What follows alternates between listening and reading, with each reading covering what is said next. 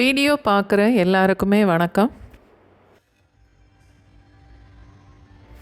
சாம்பார் சாதத்தோட, மோர் குழம்போட, புளி குழம்போட சேர்த்து சாப்பிட்ற மாதிரி நல்ல டேஸ்டான ஒரு வெண்டைக்காய் பச்சடி ரொம்ப ஈஸியாக இன்றைக்கி செய்து பார்க்கலாம்.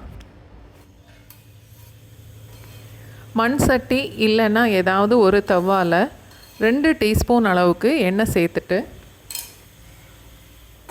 மீடியம் சைஸ் வெண்டைக்காய் ஒரு 18லேருந்து 20 வரைக்கும் எடுத்துக்கலாம். நல்லா கழுவி தொடச்சிட்டு பொடிசாக இந்த மாதிரி வெட்டி எடுத்துக்கணும்.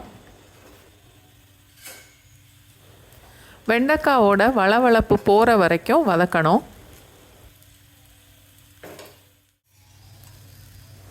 வதக்கும்போது 1/2 டீஸ்பூன் தயிர் இல்லைன்னா 4-5 சொட்டு எலுமிச்சம்பழம் சேர்த்து வதக்குனா வளவளப்பு சீக்கிரம் போயிடும்.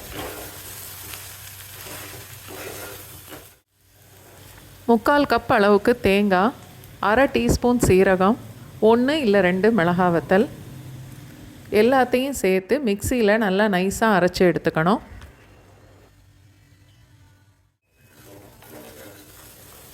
வெண்டைக்காவை இந்த அளவுக்கு வதக்கிட்டு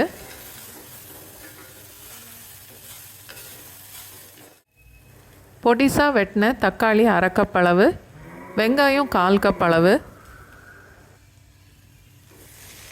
இதையும் வெண்டைக்காவோடு சேர்த்துட்டு 1 நிமிஷம் வரைக்கும் நல்லா வதக்கிக்கணும்.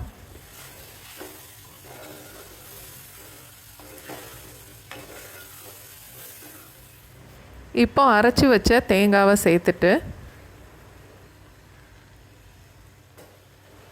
மிக்ஸி அலசின தண்ணி ஒரு 1/4 கப் அளவுக்கு, அதோட 1/2 கப் அளவுக்கு தண்ணியும் சேர்த்துட்டு தேவையான அளவுக்கு உப்பு,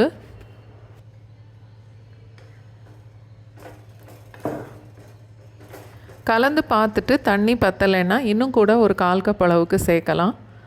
இந்த காயெல்லாம் முங்குற அளவுக்கு தண்ணி இருக்கணும்.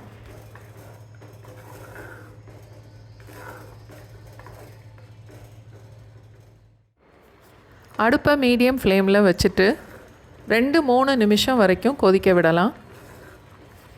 இந்த வெண்டைக்காய், தக்காளி, தேங்காய் எல்லாம் சேர்ந்து கொதித்து கொஞ்சம் கெட்டியாக வரணும். நல்லா கெட்டியாக வந்ததுக்கப்புறம் கடுகு, உளுந்தம்பருப்பு, கருவேப்பிலை 3 சேர்த்து தாளிச்சிட்டு பச்சடியோடு சேர்த்துட்டு அடுப்பை ஆஃப் பண்ணிடலாம்.